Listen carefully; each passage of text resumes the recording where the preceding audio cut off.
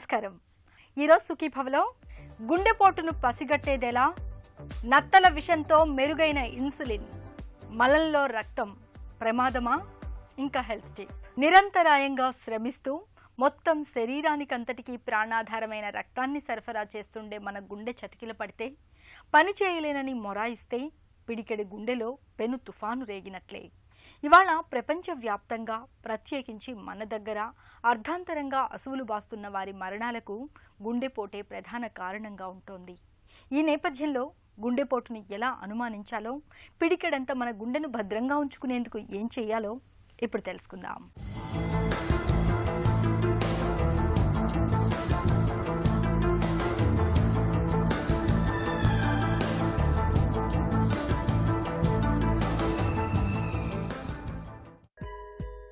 వర్షం వస్తోందంటే మబ్బులు ముసురుకుంటాయి, ఉరుములు వస్తాయి, మెరుపులు వస్తాయి. ఆ తర్వాతే వర్షం మొదలవుతుంది. ఇలా దేనికైనా ముందస్తు హెచ్చరికలు ఉంటాయి. కాకపోతే మనం కొన్నిసార్లు వాటిని గుర్తిస్తాం, కొన్నిసార్లు వాటి గురించి పెద్దగా పట్టించుకోం. మనకొచ్చే ఆరోగ్య సమస్యలు కూడా ఒక్కసారిగా ఉన్నట్టుండి పెద్దగా గాలి వానలా మొదలవ్వవు. ముందుగా ఏవో కొన్ని లక్షణాలు కొంతకాలం పొడసూపుతాయి. మనం పట్టించుకుని జాగ్రత్త పడితే వాటి ఉధృతిని తగ్గించవచ్చు. అలా కాకుండా నిర్లక్ష్యం చేస్తే మాత్రం తగిన మూల్యం చెల్లించుకోక తప్పదు. ఉదాహరణకు గుండెపోటుని తీసుకుంటే అదేమీ ఉరుముల్లేని పిడుగులా వచ్చి పడదు. రకరకాల లక్షణాలు ముందుగానే శరీరం నుండి వస్తాయి. మనకు తెలియకనో, సరైన అవగాహన లేకనో, శరీరం అనే బండి బాగానే నడుస్తోంది కదా అనో రకరకాల కారణాల వల్ల పెద్దగా పట్టించుకోం. ఏదో ఓ రోజు గుండెపోటు రానే వస్తుంది. అప్పుడు అనుకుంటాం హఠాత్తుగా గుండెపోటు వచ్చిందని. నిజానికి ఏదీ హఠాత్తుగా రాదు. దానికంటూ ఓ క్రమం ఉంటుంది. గుండెపోటు లక్షణాలపై అవగాహన ఉండటం మంచిది. భారతదేశంలో అత్యధికంగా ప్రాణాలను హరించి వేస్తున్నటువంటి వ్యాధుల్లో గుండెపోటు ప్రథమ స్థానంలో ఉంది. సో ముఖ్యంగా హార్ట్ అటాక్కి అంటే గుండెపోటు రావడానికి రిస్క్ ఫ్యాక్టర్స్ ఏంటి అంటే ఫ్యామిలీ హిస్టరీ. అంటే మన కుటుంబంలో ఎవరికైనా కూడా గుండెపోటు సంభవించి ఉంటే, మన యొక్క బంధువులకి, తల్లిదండ్రులు కానీ, లేకుంటే మన యొక్క సిస్టర్స్ ఆర్ బ్రదర్స్ అంటే మన అన్నతమ్ములు లేకుంటే అక్క చెల్లెలు ఎవరికైనా కూడా గుండెపోటు వచ్చుంటే మనకి గుండెపోటు వచ్చేటువంటి అవకాశం ఎక్కువగా ఉంది. దీనికి ఏంటంటే జెనెటిక్ బేసిస్ అంటారు. సో జన్యుపరమైనటువంటి కారణాల వల్ల ఈ యొక్క గుండెపోటు రిస్క్ ఎక్కువగా ఉంటుంది. మనలో అంటే మన ఫ్యామిలీలో మగవాళ్ళు అయితే 45 సంవత్సరాలలోపు గుండెపోటు, లేకుంటే ఆడవాళ్ళు అయితే 55 సంవత్సరాలలోపు గుండెపోటు వచ్చి ఎవరైనా మరణించి ఉంటే మాత్రం మనం ఖచ్చితంగా కూడా జాగ్రత్తగా ఉండవలసిన అవసరం ఉంది. ఈ గుండెపోటు గురించి మనం అవగాహన పెంచుకోవాల్సినటువంటి అవసరం చాలా ఉంది. రెండవ ముఖ్య కారణం స్మోకింగ్ అండి. స్మోకింగ్ అంటే ధూమపానం. సో ఈ మధ్యకాలంలో ధూమపానం బాగా పెరిగిపోయింది. దానితో పాటుగా ఈ కొత్తగా యాడ్ అవుతున్నటువంటి వాయు కాలుష్యం. సో ధూమపానంతో పాటుగా వాయు కాలుష్యం చాలా పెరిగిపోవటం వల్ల ఈ యొక్క గుండెలో ఉన్నటువంటి రక్తనాళాల్లో కొవ్వుకు సంబంధించినటువంటి పూడికలు, దీన్ని ఎథెరోస్క్లెరోసిస్ అంటారు వైద్య పరిభాషలో. సో అవి బాగా పెరిగిపోయి త్వరగా అంటే గుండెపోటు సంబంధించినటువంటి అవకాశం ఉంది. సో ఖచ్చితంగా ఈ ధూమపానాన్ని ఎంత దూరంగా ఉంటే చాలా మంచిది. తర్వాత ముఖ్యమైనటువంటి రిస్క్ ఫ్యాక్టర్స్ ఈ యొక్క హార్ట్ డిసీజ్ రావడానికి ఒకటి హైపర్ టెన్షన్, 2 డయాబెటీస్ అనండి. వీటిని రెండింటిని కలిపి డెడ్లీ డ్యూయోగా మనం అభివర్ణిస్తాము. సో హైపర్ టెన్షన్ అంటే అధిక రక్తపోటు. దాదాపుగా మనం ఈ ప్రాక్టీస్లో రెగ్యులర్గా చూస్తుంటే ప్రతి ముగ్గురులో అట్లీస్ట్ ఒకరికి ఈ యొక్క అధిక రక్తపోటు మనం చూస్తుంటాం. అధిక రక్తపోటు మామూలుగా నార్మల్ బీపీ 120/80 అంటారు, సిస్టోలిక్ 120, అదేవిధంగా డయాస్టోలిక్ బ్లడ్ ప్రెషర్ 80కి మించి ఉండరాదు. సో 140/90 కంటే ఎక్కువ ఉండేదాన్ని మనం ఈ మధ్య గుండెపోటుగా మనం డిఫైన్ చేస్తాము. సో ఈ అధిక రక్తపోటు ఉండటం, తర్వాత రక్తపోటుకి మందులు జాగ్రత్తగా వరకపోవటం వల్ల గుండె యొక్క కండరం దళసరిగా తయారయ్యి గుండెపోటుకు దారితీసేటువంటి అవకాశం ఉంది. అదేవిధంగా మధుమేహం, అన్నిటికంటే ముఖ్యమైనటువంటి కారణం మధుమేహం అండి. దీన్ని కొరోనరీ ఆర్టరీ డిసీజ్ రిస్క్ ఈక్వలెంట్గా మనం చెప్తూ ఉంటాం. యాక్చువల్లీ ఒక్కసారి గుండెపోటుకు గురైన వారిలో మరొకసారి గుండెపోటు వచ్చేటువంటి అవకాశం దాదాపు 2 రెట్ల నుంచి 5 రెట్ల వరకు ఉంటుంది. కానీ ఈ షుగర్ ఉన్న వాళ్ళలో అంతకుముందు గుండెపోటు రాకపోయినా కూడా తిరిగి గుండెపోటు వచ్చేటువంటి అవకాశం, అంటే మొట్టమొదటి గుండెపోటు వచ్చే అవకాశం అంతకుముందు హార్ట్ డిసీజ్ ఉన్న వాళ్ళలో ఎంతవరకు ఉంటుందో అది ఈక్వల్గా ఉంటుంది. సో దీన్ని అందుకే డయాబెటీస్ని లేదా మధుమేహాన్ని coronary artery disease risk equivalent అంటారు. అంటే ఏంటంటే డయాబెటీస్ ఉంటే గుండె జబ్బు ఉన్నట్టే. సో దాని అర్థం అది. సో కాబట్టి ఖచ్చితంగా ప్రతి ఒక్కరు ఒక డయాబెటీస్ ఉన్నవాళ్ళు తరచుగా పరీక్షలు చేసుకుంటూ ఈ యొక్క HbA1c అంటే 3 నెలల యావరేజ్ షుగర్ని HbA1c అంటారు, దాన్ని 7 లోపు పెట్టుకొని అదుపులో ఉంచుకోవాలి. ఫాస్టింగ్ బ్లడ్ షుగర్, అదేవిధంగా పోస్ట్ ప్రాండియల్ తిన్నాక బ్లడ్ షుగర్ కూడా ఈ యొక్క నిర్ణీత విలువల కంటే తక్కువలో ఉంచి కంటిన్యూగా వ్యాయామం చేస్తూ తర్వాత అదేవిధంగా బరువుని మనం కంట్రోల్లో అదుపులో పెట్టుకొని మధుమేహాన్ని కంపల్సరీగా కంట్రోల్ చేయకపోతే మాత్రం త్వరగా ఈ యొక్క గుండెల యొక్క రక్తనాళాలలో పూడికలు ఏర్పడి ఈ కొరోనరీ ఆర్టరీ డిసీజ్ అదేవిధంగా గుండెపోటుకి దారితీసేటువంటి అవకాశం చాలా ఎక్కువగా ఉంది. సో ఇవే కాకుండా రీసెంట్గా ఈ జీవనశైలి మారటం వల్ల వచ్చినటువంటి ఊబకాయం, అదేవిధంగా మెటబాలిక్ సిండ్రోమ్, ఇవి కూడా యువతలో గుండెపోటుకి దారితీస్తున్నాయి. సాధారణంగా గుండెపోటులో ఛాతీలో నొప్పి లేదా ఛాతీలో పట్టేసినట్టు ఉంటుంది. ఒక్కోసారి గుండె మీద ఏదో బరువు ఉన్నట్టుగా కూడా ఉండొచ్చు. గుండెలో మంటగా ఉంటుంది. ఛాతీ ముందు వైపు కూడా నొప్పి ఉండవచ్చు. సాధారణంగా ఎడమ వైపు నొప్పి వస్తుంది. చాలాసార్లు ఎడమ భుజం నుంచి నొప్పి పాకినట్టుగా ఉంటుంది. ఇలా అరగంట నుంచి కొన్ని గంటల వరకు ఉండొచ్చు. నొప్పి తీవ్రత ఒక్కొక్కరిలో ఒక్కో విధంగా ఉండొచ్చు. కొంతమందిలో భరించలేని విధంగా కూడా ఉండొచ్చు. నొప్పితో పాటు తీవ్రంగా చెమటలు, ఊపిరి అందకపోవడం వంటి లక్షణాలు కూడా కనిపించవచ్చు. అయితే అందరిలో ఈ అన్ని లక్షణాలు కనిపించకపోవచ్చు. ముఖ్యంగా స్త్రీలలో ఇలాంటి లక్షణాలు అన్నీ కనిపించవు. గుండెపోటు లక్షణాలు ఏంటి? ఛాతీ భాగంలో నొప్పి రావటం, లేకుంటే అనీజీగా అంటే ఏదో ఆందోళనకరంగా ఉండటం, లేకుంటే బరువు పెట్టినట్టుగా ఉండటం, గాలి తీసుకోవటంలో కొంచెం ఇబ్బందికరం కావటం.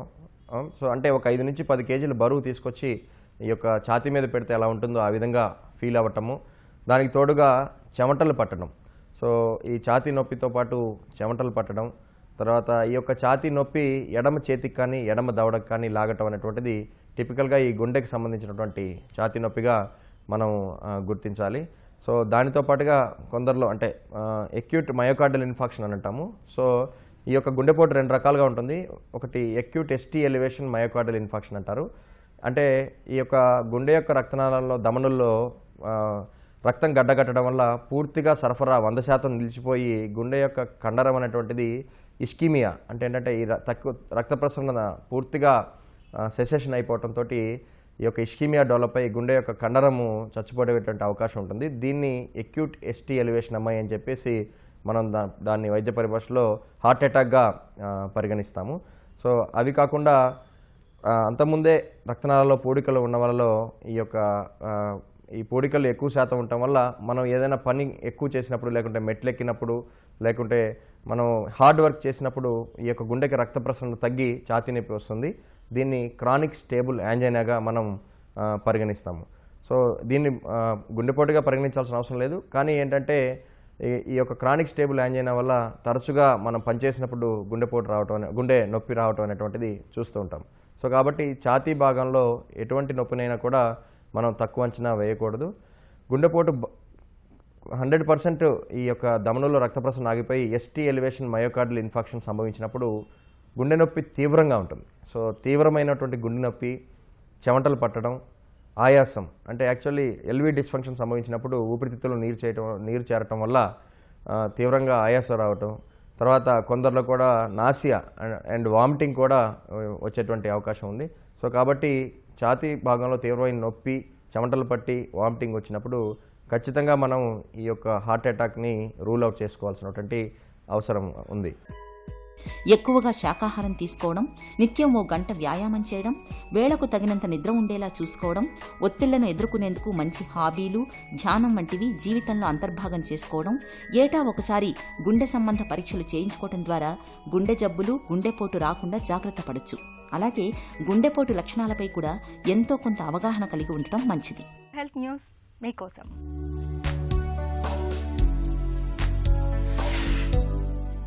నత్తలు విడుదల చేసే విషంతో షుగర్ రోగులకు ఎంతో మేలు జరుగుతుందని ఒక తాజా అధ్యయనం పేర్కొంటోంది. నత్తల విషంతో మెరుగైన ఇన్సులిన్ను తయారు చేయొచ్చని ఉటా విశ్వవిద్యాలయానికి చెందిన పరిశోధకులు ఒక అధ్యయనంలో గుర్తించారు.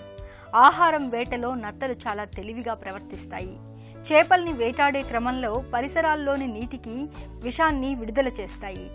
ఈ విషం చేపలకు ఆకర్షణ మంత్రంగా పనిచేస్తుంది. దీంతో ఆ ఉచ్చులో చేపలు చిక్కుకుంటాయి. నత్తలు విడుదల చేసే విషం నుంచి వేగంగా స్పందించే మెరుగైన ఇన్సులిన్ను ఉత్పత్తి చేయొచ్చని పరిశోధకులు చెబుతున్నారు. టైప్ 1 మధుమేహంతో బాధపడుతున్నప్పుడు నిత్యం ఇన్సులిన్ను ఇంజెక్షన్ రూపంలో తీసుకోవాల్సి ఉంటుంది. అలాంటి వారికి ఎంతగానో ఉపయుక్తంగా ఉండే 7 రకాల ఇన్సులిన్లో నత్త విషంలో ఉన్నట్లు పరిశోధకులు గుర్తించారు. ప్రస్తుతం ఎలుకలపై జరిపిన పరిశోధనలో ఆశించిన ఫలితాలు కనిపిస్తున్నాయని, ఆ మిశ్రమంలోకి కొద్దిగా నిమ్మరసాన్ని పిండి తీసుకుంటే ఎంతో రుచిగా ఉంటుంది.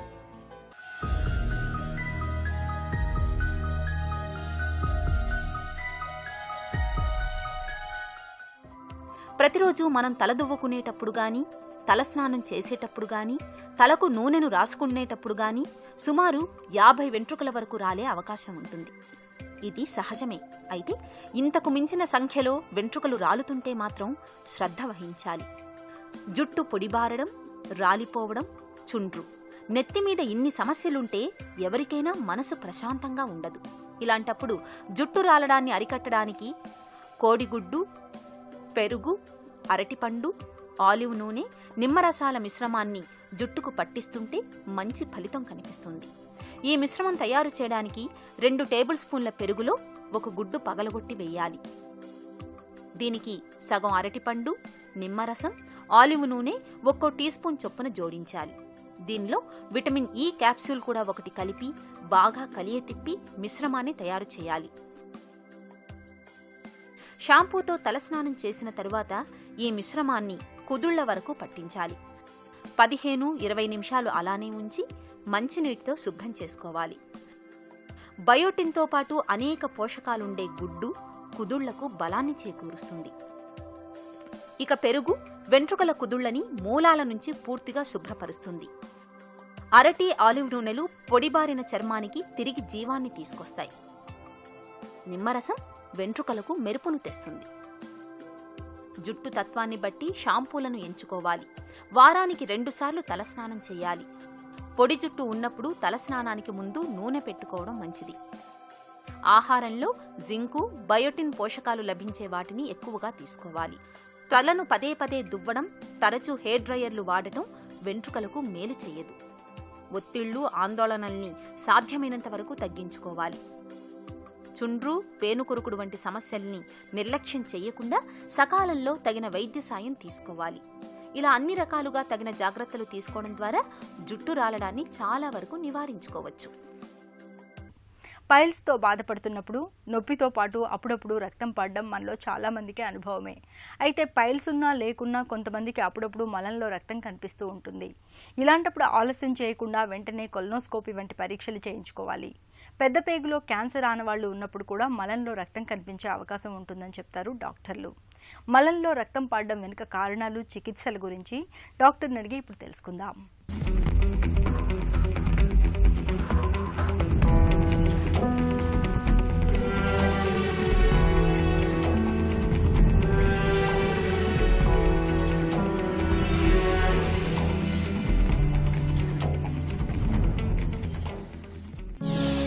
మలంలో రక్తం పడటానికి కారణాలేంటి?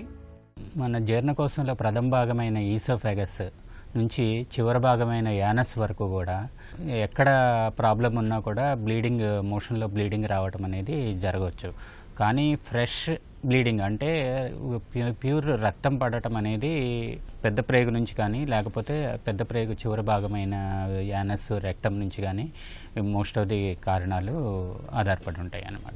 ఈ పెద్ద ప్రేగు కారణాలలో పైల్స్ అనేది, క్యాన్సర్ అనేది ఈ 2 ప్రధానమైనవి. మలంలో రక్తం పడితే ప్రమాదమా? సిమ్టమ్స్ కొన్ని డాక్టర్లకి కొన్ని ఆధారాలు ఇస్తాయి. ఏ సిమ్టమ్స్ అంటే ఆకలి అవ్వకపోవటము, రీసెంట్గా వెయిట్ లాస్ అవ్వటము, బ్లీడింగ్తో పాటు రీసెంట్గా మన మోషన్ వెళ్ళే పద్ధతిలో డిఫరెన్స్ రావటము, అంటే ఆల్టర్డ్ బౌల్ హ్యాబిట్స్ అంటారు. కొంతమందికి అప్పటి వరకు బాగా ఫ్రీగా మోషన్ అయ్యేది కాన్స్టిపేషన్ రావటము, కొంతమందికి కాన్స్టిపేషన్తో పాటు కొన్ని రోజులు మోషన్స్ ఎక్కువగా అయ్యి మళ్ళీ తర్వాత కొన్ని రోజులు కాన్స్టిపేషన్ రావటము, ఇలాంటి సిమ్టమ్స్ అన్నీ కూడా క్యాన్సర్కి మన డైరెక్ట్ చేస్తాయి అన్నమాట. రెండోది మనం చేసే పరీక్షలు కొలనోస్కోపీ అనేది ఏ బ్లీడింగ్ అయినా సరే, ఈవెన్ మనము హెమరాయిడ్స్ అని పైల్స్ అని మనం నిర్ణయించినా సరే కొలనోస్కోపీ చేయడం అనేది మంచిది అనమాట. ఒక్కొక్కసారి ఏమవుతుందంటే పైల్స్ అనుకుని కింద వరకు చూసి పైల్స్ అనుకుని ఆపరేషన్ చేసి తర్వాత క్యాన్సర్గా గుర్తించిన వాళ్ళు చాలామంది ఉన్నారు, అడ్వాన్స్డ్ స్టేజ్లో గుర్తించిన వాళ్ళు చాలామంది ఉన్నారు. అందుకని మనం ఎంత సిమ్టమ్స్ని బట్టి కానీ లేకపోతే ఇతరత్ర వాటిని బట్టి కానీ మనం పైల్స్ అనుకున్నా సరే కొలనోస్కోపీ అనేది మస్ట్. మలంలో రక్తం పడుతుంటే ఎలాంటి పరీక్షలు చేయించుకోవాలి? మోషన్ ద్వారా బ్లడ్ పడింది అంటే తప్పకుండా పరీక్షలు చేయాలి. పరీక్షలు చేయటం అనేది అసలు ఎక్కడి నుంచి పడుతుంది, ఇనిషియల్గా చేయాల్సింది ఫస్ట్లో చేయాల్సింది ఏంటంటే ఒకటి మనము లోపల మలద్వారాన్ని పరీక్ష చేయటం ఫింగర్ తోటి. రెండోది ప్రోక్టోస్కోపీ అని కింద పార్ట్ని 5-6 సెంటీమీటర్ల పార్ట్ని ప్రోక్టోస్కోపీ ద్వారా చూడటం అనేది జరుగుతుంది. అది క్లినిక్లోనే చేసేసేయచ్చు. కానీ అది అయిన తర్వాత కూడా దాంతో పూర్తి అయిపోదు. కొలనోస్కోపీ అని మొత్తం పెద్ద ప్రేగునంతా చూడటం అనేది ఖచ్చితంగా చేయటం అనేది మంచిది. కానీ ప్రధానంగా మోస్ట్ ఆఫ్ ది డాక్టర్స్ కానీ లేకపోతే క్వాక్స్ కానీ ఎవరు ఈ కొలనోస్కోపీ అనేది అడ్వైజ్ చేయకపోవడం వలన ఒక్కొక్కసారి క్యాన్సర్ లాంటి సీరియస్ డిసీజెస్ని కూడా మిస్ అవ్వడం జరుగుతుంది. మలంలో రక్తం పడితే చికిత్స ఏం చేస్తారు? పైల్స్ అనేది ఎప్పుడు నిర్ధారిస్తామంటే బ్లీడింగ్ అయితేనే పైల్స్ అని నిర్ధారిస్తాం. బ్లీడింగ్ అవ్వకుండా ఏదో స్వెల్లింగ్ ఉంది కదా అని దానిని బట్టి లేకపోతే చిన్న మాస్ ఉంది అని దాన్ని బట్టి ట్రీట్మెంట్ అనేది ఆధారపడి ఉండదు. పైల్స్ అని కూడా నిర్ణయించాం. పైల్స్ అని నిర్ధారించిన తర్వాత డెఫినెట్గా ఖచ్చితంగా ట్రీట్మెంట్ అనేది అవసరం. దాంట్లో ఆ ట్రీట్మెంట్ అనేది 4 రకాలుగా ఉంటుంది. ఒకటి క్లినిక్లోనే ట్రీట్మెంట్ ఇవ్వటం అనేది, రబ్బర్ బ్యాండ్స్ అప్లై చేయటం కానీ, ప్రోక్టోస్కోపీ చేసి రబ్బర్ బ్యాండ్స్ అప్లై చేయటం కానీ, ఇంజెక్షన్ స్క్లెరోథెరపీ అంటారు. ఆ పైల్స్ మొదటి రూట్లో ఇంజెక్షన్ చేసి స్క్లెరోథెరపీ వాటిని హెమరాయిడ్స్ని బ్లాక్ చేస్తామన్నమాట. ఆ 2 ట్రీట్మెంట్లు అనేది non surgical treatments. Surgical treatment అంటే డైరెక్ట్ ఓపెన్ సర్జరీ, అంటే ట్రెడిషనల్గా చేసే సర్జరీ, హెమరాయిడ్స్ని కట్ చేయటం అనేది ఒకటి పద్ధతి. రెండోది స్టాప్లర్ హెమరాయిడెక్టమీ అని స్టేపల్స్ ఉపయోగించి పైల్స్ని రిమూవ్ చేయడం అనేది ఇంకో పద్ధతి. అది ప్రస్తుతానికి మోస్ట్ ఆఫ్ ది ఇన్స్టిట్యూట్స్లో కానీ అడ్వాన్స్డ్ హాస్పిటల్స్లో కానీ స్టాప్లర్ హెమరాయిడెక్టమీ అనేది ఆచరిస్తున్నారు. క్యాన్సర్ అయ్యేటట్టయితే కొలనోస్కోపీ చేసిన తర్వాత దాన్ని బయాప్సీ అనేది తీస్తాము. బయాప్సీని బట్టి క్యాన్సర్ అవునా కాదా అనేది నిర్ణయించి నెక్స్ట్ స్టెప్ ఏ స్టేజ్లో ఉంది, ఎక్కడ ఎంతవరకు వ్యాపించింది అనేది చూసుకుని దాన్ని బట్టి ట్రీట్మెంట్ ప్లానింగ్ అనేది ఉంటుంది. అది లోకల్గా ఒక ఏరియా వరకే ఉంది అనుకోండి, అది కీమోథెరపీ రేడియోథెరపీ అయిన తర్వాత సర్జరీ అనేది ప్లాన్ చేస్తాం. అలా కాకుండా డిస్టెంట్ అంటే వేరే లివర్లో కానీ ఇంకా వేరే వాటికి కానీ బాగా స్ప్రెడ్ అయిపోయింది అనుకోండి, కీమోథెరపీ రేడియోథెరపీ అనేది ఇచ్చేస్తాం అన్నమాట. లోకల్గా ఉన్నప్పుడు ఆ ఏరియా వరకే ఉన్నప్పుడు పెద్ద ప్రేగు క్యాన్సర్కి ఉన్న ఇది ఏంటంటే 70 to 80% క్యూర్ అవ్వడానికి ఛాన్స్ ఉంది. అన్ని క్యాన్సర్ల కంటే కూడా పెద్ద ప్రేగు క్యాన్సర్కి బాగా ప్రోగ్నోసిస్ అనేది బాగుంటుంది అనమాట. అందుకని ఎర్లీ స్టేజ్లో డయాగ్నోస్ చేయటం అనేది మోస్ట్ ఇంపార్టెంట్ థింగ్. మలంలో రక్తం కనిపించడం వెనుక అన్నిసార్లు క్యాన్సరే ఉండాల్సిన పని లేదు. మామూలు పరిస్థితుల్లో కూడా మలంలో రక్తం కనిపించవచ్చు. అయితే ఇలాంటప్పుడు నిర్లక్ష్యం చేయకుండా వెంటనే తగిన పరీక్షలు చేయించుకోవడం అన్ని విధాలా మేలు. ఇక ఈరోజు కార్యక్రమాన్ని ముగించే ముందు ఆంధ్ర హాస్పిటల్ సమర్పించే ఒక చిన్న చిట్కా మీకోసం. శ్వాస సంబంధ సమస్యలకు పుదీనా నూనె చక్కటి ఔషధంగా పనిచేస్తుంది. ఒక గిన్నెలో వేడి నీటిని తీసుకుని దానిలో కొన్ని చుక్కల పుదీనా నూనెను వేసి ఆవిరి పట్టుకుంటే జలుబు, గొంతు నొప్పి వంటి సమస్యల నుంచి మంచి ఉపశమనం లభిస్తుంది. సుఖీభవ కార్యక్రమానికి సంబంధించిన మీ విలువైన సూచనలు, సలహాల్ని వెంటనే మాకు రాయండి. మా చిరునామా Sukhibhava, ETV, Ramoji film city, Hyderabad 501512 లేదా sukhibhava@etv.co.in కు ఈమెయిల్